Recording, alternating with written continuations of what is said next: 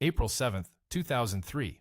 Captain Kim Campbell rolls her A-10 Thunderbolt II into a strafing run over Baghdad, and a surface-to-air missile finds her.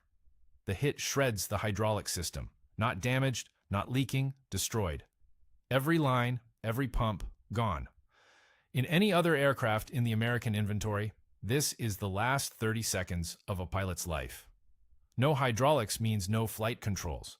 No flight controls means a $250,000 coffin spinning into the Iraqi desert at 400 miles per hour. That is what should have happened. Instead, Kim Campbell flips a single switch. Manual reversion, a backup system built from steel cables and mechanical rods, engineered into the A-10 specifically because the designers knew that one day the hydraulics would get blown apart and the pilot would still need to fly. No other modern combat aircraft even carries this system.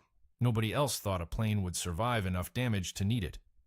Campbell flies that crippled Warthog for a full hour. She navigates back to base. She lands on a runway, rolls to a stop, and walks away on her own 2 feet. The ground crew walks around the jet and counts the holes. This was not a miracle. This was Tuesday. The A-10 was built to take punishment that would kill any other airframe and keep fighting. And by 2003, this was not even a remarkable story. It was a pattern. The Warthog had been doing this for 12 years, ever since Desert Storm, where 165 A-10s flew 8,775 combat sorties and methodically disassembled the 4th largest army on Earth. They killed more than 900 Iraqi tanks. They destroyed thousands of vehicles, artillery pieces, command posts, and supply convoys. They did things to armored columns that the Iraqi military had never seen any aircraft do before. But here is what most people don't know. The most extraordinary testimony about the A-10 didn't come from American pilots or American generals or Pentagon after-action reviews. It came from the other side, from captured Iraqi commanders, generals, brigade leaders, Republican Guard officers who were debriefed after the war and asked a simple question. What happened to you out there? What they wrote back doesn't read like military analysis. It reads like horror fiction. Now, I've spent weeks pulling apart these debriefs, cross-referencing them with Air Force mission logs and gun camera footage. If you think I've gotten any of this wrong, I want you to prove it in the comments. I'm serious. The best episodes of this series have come out of people arguing with me and bringing receipts. So, hit subscribe, drop a like so this reaches the people who actually care about military history. And let's get into what the Iraqi generals actually said. Because it is wild, the story starts with a sound. Before Iraqi troops ever saw the A-10, they heard it. Or rather, they heard what it fired, the GAU-8 Avenger, a 30mm rotary cannon so large that the aircraft was essentially designed around the gun rather than the other way around. It fires 70 rounds per second. The rounds themselves are made of depleted uranium, dense enough to punch through tank armor like a fist through wet paper. And here is the critical detail that turned this weapon from a battlefield tool into a psychological event. The bullets travel faster than the aircraft delivering them. An Iraqi tank commander hears nothing. Then he hears the sound, that guttural, ripping brart that sounds less like a gun and more like the sky tearing open. By the time that sound reaches him, the rounds have already arrived. His vehicle is already burning. The A-10 that fired them is already pulling away, already banking, already lining up the next pass. The first pass is the one you never hear coming. The second pass is the one you hear and cannot stop. Iraqi soldiers learned this distinction very quickly, the ones who survived anyway. The A-10 is not a fighter. It is not an airplane in any sense that the Air Force values. It is a flying gun with a titanium bathtub welded underneath it. That's not an insult, that's a design specification. To understand why the A-10 existed at all, you have to understand a war the Air Force wanted to forget. Vietnam, where fast, expensive jets screamed over the jungle at 500 knots and couldn't tell the difference between a friendly platoon and an enemy position until they'd already passed it. Close air support, the mission of flying low enough and slow enough to actually help the soldiers on the ground. was being done by propeller-driven Sky Raiders designed in 1945. The Air Force was fighting a 1960s war with a World War II aircraft because nothing in its modern inventory could do the job. So, the Pentagon issued a requirement. Build us a plane that flies low, flies slow, carries an enormous gun, absorbs punishment, and costs almost nothing. The Air Force hated every word of that sentence. This was a service that defined itself by speed, altitude, and technological superiority. What Congress was demanding was a flying tractor. Fairchild Republic won the contract, and they did something no aircraft manufacturer had done before. They started with the weapon. The GAU-8 Avenger, 7 barrels, 30 millimeters, 3,900 rounds per minute of depleted uranium. The gun itself weighs 2 tons. The recoil force when it fires produces roughly 10,000 pounds of thrust, almost equal to one of the plane's own engines. The engineers built the entire airframe around this cannon the way you'd build a house around a furnace. Then they armored it, a titanium cockpit shell, 1,200 pounds of it, that could take hits from 23mm anti-aircraft rounds and keep the pilot alive. Redundant hydraulic systems backed up by manual cables. Self-sealing fuel tanks filled with reticulated foam so a bullet hole wouldn't cause an explosion. 2 engines mounted high on the rear fuselage, separated so a single missile couldn't kill both. Landing gear designed to extend under gravity alone if every electrical and hydraulic system failed simultaneously. The result was the ugliest combat aircraft in American history. The Air Force brass looked at it the way a sports car collector looks at a dump truck. By the late 1980s, they were actively lobbying to retire it, arguing the F-16 could handle close air support just fine. The A-10 was slow, unglamorous, and belonged to a mission the service wished it didn't own. Then Saddam Hussein invaded Kuwait, and the plane nobody wanted was about to become the weapon everybody needed. The Air Force got exactly what it feared. When the first A-10s crossed into Iraqi airspace in January 1991, they flew into the densest air defense network any American pilot had faced since Vietnam. Saddam had spent a decade and billions of Soviet dollars building it. Layered rings of SA-6 and SA-8 missile batteries, thousands of radar-guided and optically aimed AAA guns, and infantry-carrying shoulder-fired SA-14S and SA-16S that could lock onto a low-flying aircraft from 2 miles out. The kill box was 3-dimensional, and the A-10 was flying through the middle of it at 300 knots. General Schwarzkopf's air planners had already made their bet. The real tank killing would be handled by F-111 aardvarks dropping laser-guided bombs from medium altitude. Fast, precise, survivable. The A-10 got secondary assignments, cleanup work, the missions nobody was building a career around. And then the damage reports started coming in. Every sortie, the Warthogs came home chewed up. One jet returned with a hole in the wing large enough for a man to stand inside. Another landed with an entire engine shot away. The nacelle, a shredded mess of titanium and wiring, the remaining engine still running. Ground crews were pulling anti-aircraft rounds out of fuselages the way a vet pulls porcupine quills out of a dog. Routine, expected, just part of the job. Quick sidebar, the name. Pilots didn't call it the Thunderbolt II. The official designation Fairchild gave it in honor of the P-47 Thunderbolt from World War II. They called it the Warthog. Because it was ugly, low to the ground, tough as leather, and absolutely impossible to kill. The name stuck because it was true. The Air Force never endorsed it. The pilots never stopped using it. Back to the desert. 2 pilots didn't come home. Captain Stephen Phillis was shot down on February 15th. First Lieutenant Robert Sweet was killed on the same day. 2 losses in a single day. The institutional knives came out before the sunset. Critics within CENT-AF, the Air Component Command, seized on the deaths as confirmation of everything they'd been arguing for a decade. This is what happens when you send a slow airplane into modern air defenses. The platform is finished, pull them back. And they did. Restrictions went up. The A-10 was yanked from the most heavily defended sectors, pushed to the margins of the air campaign, where the threat was thinner and the targets were softer. The narrative seemed settled. The ugly plane nobody wanted had gone to war and proven its critics right. Too slow, too low, too vulnerable. 2 pilots dead and a fleet of shot-up airframes that validated every pre-war warning.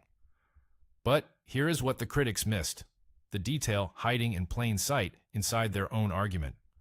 They kept saying the planes are getting hit on nearly every sortie. That was true. What they failed to ask was the obvious follow-up question. And then what happens? Because the answer to that question was the answer to everything. The planes were getting hit, and the planes were coming home. Every single time except 2.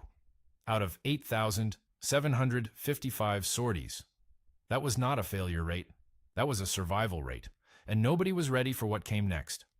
How do you measure a weapon that wasn't supposed to work? You start counting. And the numbers don't make sense. Not because they're bad, but because they're so good they look like a clerical error. 165 A-10s flew 8,775 combat sorties during Desert Storm. That is more sorties than any other attack aircraft in the coalition. The mission-capable rate, the percentage of aircraft ready to fly on any given day, was 95.7%. Pause on that. The plane the Air Force wanted to retire was more reliable, more available, and more consistently in the air than the F-15E, the F-16, the F-111, or any other airframe in theater. The dump truck was outworking the sports cars. Then came the kill counts. 900 Iraqi tanks destroyed. More than 2,000 military vehicles. 1,200 artillery pieces. The A-10 was responsible for more armored kills than any other platform in the Gulf. Not by a slim margin, by a commanding one. In the kill boxes of the Kuwaiti desert, where the Republican Guard had dug its armor into revetments and waited for the ground assault, pairs of Warthogs would arrive and simply stay. This was the advantage no fast jet could replicate. An F-16 screams through at 400 knots, drops its ordnance, and goes home to rearm. An A-10 orbits. It circles at low altitude for hours, watches the battlefield develop, talks to the ground controllers, and picks its targets with the patience of a man choosing fruit at a market. One pass with the GAU-8. Pull up, bank, come around. Another pass. The depleted uranium rounds walk across a convoy like a zipper opening. By the time a pair of Warthogs finished a rotation over a kill box, the armored column beneath them had ceased to exist as a military formation. The survivability data was where the story turned from impressive to almost absurd.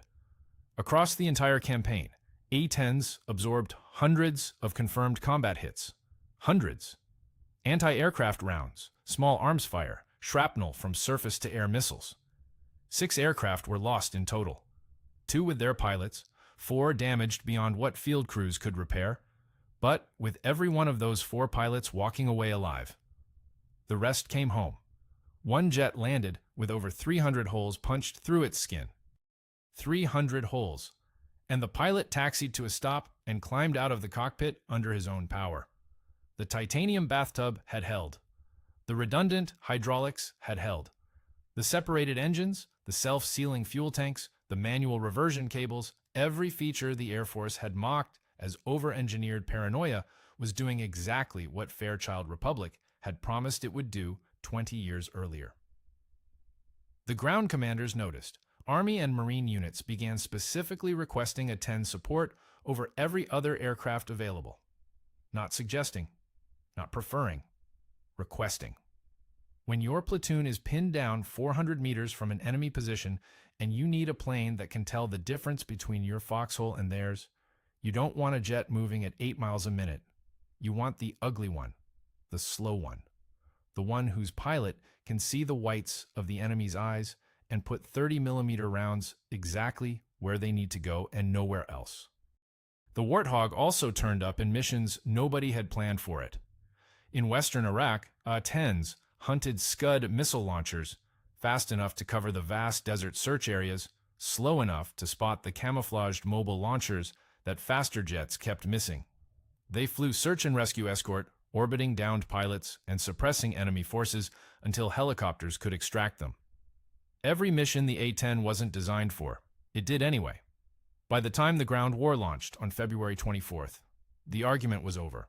The data had won. The plane the Air Force had tried to kill for a decade had just delivered the most devastating close air support campaign in the history of aerial warfare. But data is cold. Numbers sit on a page and wait to be interpreted. What the American military didn't have yet, what would take months of prisoner debriefs and intelligence reports to surface, was what all of this had looked like from the other end of the gun, from inside the tanks, from the trenches. From the command bunkers, where Iraqi generals listened to their radios and heard their army coming apart. The first debriefs came back wrong. Intelligence officers thought the translators had made a mistake. In the weeks after the ceasefire, coalition teams sat across from hundreds of Iraqi prisoners, conscripts, Republican Guard officers, brigade commanders, and asked a simple question. Of everything we hit you with, what did you fear most? The expected answers were obvious. The F-117, the invisible aircraft that struck without warning. The B-52, raining destruction from so high you couldn't even see it. The Tomahawk, arriving from nowhere with surgical precision. The Iraqis didn't say any of those things. They said the slow one, the ugly one, the one that wouldn't leave. A captured Republican Guard general explained it in terms so plain they read like poetry. The high-altitude bombers were terrifying, yes, but they were weather, impersonal, random. You could not see them, and so you could tell yourself the next bomb would fall somewhere else. You could believe in luck. The A-10 was different. The A-10 was personal. Iraqi soldiers described watching the Warthog arrive over a position and begin to circle, not passing through, not streaking across the sky in a blur of speed and noise, circling, slowly, visibly. They could see the aircraft. They could hear the engines. And they knew, with a certainty that no fast jet ever produced, that the aircraft could see them. It was hunting. And it was patient. The psychological term is sustained threat presence. The Iraqi term, according to one translated field report, was simpler. They called it the waiting death. Then came the sound, or rather the silence before it. The GAU-8 fires so fast that the rounds are supersonic while the aircraft delivering them is not. Iraqi tank crews described watching the vehicle next to them erupt, shredded, burning, and then, a full beat later, hearing the cannon. BRT. Impact before sound. Death arriving ahead of its own announcement. Multiple debriefs described the same disorientation. Men couldn't process it. It felt wrong. It felt, more than one soldier said, like something not made by humans. Entire units broke? Not after taking casualties, before. Iraqi officers reported companies abandoning dug-in positions and armored vehicles at the first visual confirmation of A-10 activity in their sector. One brigade commander documented a full battalion refusing to move during daylight hours, not because their vehicles had been destroyed, but because every crew was convinced theirs would be next. Captured command logs showed field officers sending increasingly desperate requests up the chain for air defense reinforcement against what they kept calling the slow aircraft. The designation appeared across divisions, across corps, a shared vocabulary of dread that had spread through the Iraqi military without anyone ordering it. The final assessment, repeated in debrief after debrief, was the one that settled every argument the Air Force had ever had about the A-10. Iraqi officers said that unlike every other coalition aircraft, every fast jet that attacked and vanished, the Warthog didn't leave. It stayed. It watched the results. And then it came back around. Why does the Air Force keep trying to kill a plane that won't die? The war ended. The data was overwhelming. The enemy testimony was unanimous. And within 18 months, the Air Force renewed its campaign to retire the A-10. The same generals who had read the Iraqi debriefs, who had seen the kill counts and the survivability rates and the ground commanders begging for Warthog support, sat in Pentagon briefing rooms and made the same arguments they had made before a single round was fired in anger. Too slow, too vulnerable, obsolete against modern threats, an aircraft that had just posted a 95.7% mission-capable rate, a platform that had destroyed more armor than every other coalition aircraft combined. They made these arguments while Iraqi prisoners were still describing it as the thing they feared most on the battlefield. The retirement attempts came like seasons. 1993, blocked by Congress. 2007, blocked by the Army and Marine Corps, who threatened to take the airframe if the Air Force didn't want it. 2014, blocked after A-10 pilots in Afghanistan demonstrated again that no other platform could provide the same close air support in complex terrain. 2015, blocked after the Air Force's own combat data contradicted its retirement justification. Each time, the institution absorbed the defeat and simply waited to try again. The pattern achieved a kind of dark comedy. The plane that Iraqi generals called the waiting death was itself waiting, outlasting each generation of bureaucrats who wanted it gone. The Warthog's greatest act of survivability wasn't absorbing 300 combat hits over Kuwait. It was absorbing 50 years of budget hearings. Kim Campbell landed her shattered A-10 at Baghdad International on manual reversion, no hydraulics, cables only, and the aircraft was repaired and returned to service. Never retired, never memorialized, repaired. She flew it again. She eventually rose to the rank of brigadier general. The airplane that should have been her coffin became a footnote in a career that kept climbing. The GAU-8 Avenger is still in service, still firing 3,900 rounds per minute. Still making that sound, the brrrt that arrives after the impact, the sound that Iraqi tank crews described as something not made by humans. It is the sound of a weapon designed in the 1970s, mounted on an airframe the Pentagon has tried to kill every decade since, performing a mission its own service has never wanted to own. The cannon outlasted the Soviet Union it was built to fight. It outlasted every fast jet that was supposed to replace it. It will almost certainly outlast the careers of the current generals arguing for its retirement. The A-10 was designed to do one thing: survive. Speed didn't matter. Elegance didn't matter. Procurement contracts, institutional priorities, arguments won in air-conditioned briefing rooms. None of it mattered. To survive, to take the hit, keep flying, deliver the ordnance, and bring the pilot home. The Iraqis understood this perfectly. They wrote it down in their own field reports, in their own language, with their own fear. Captain Stephen Phillis and First Lieutenant Robert Sweet were killed on February 15, 1991. They were the only A-10 pilots lost in combat during Desert Storm. Phillis was 29. Sweet was 26. 163 other Warthog pilots flew home. A Republican Guard officer, captured during the ground assault in late February, was asked through a translator what he remembered most about the air campaign. He had been in command of an armored company. He had lost every vehicle. He thought about it for a long time. The ones that flew high, we could forget about. The one that flew low and slow, that one, we could not stop thinking about. It always came back.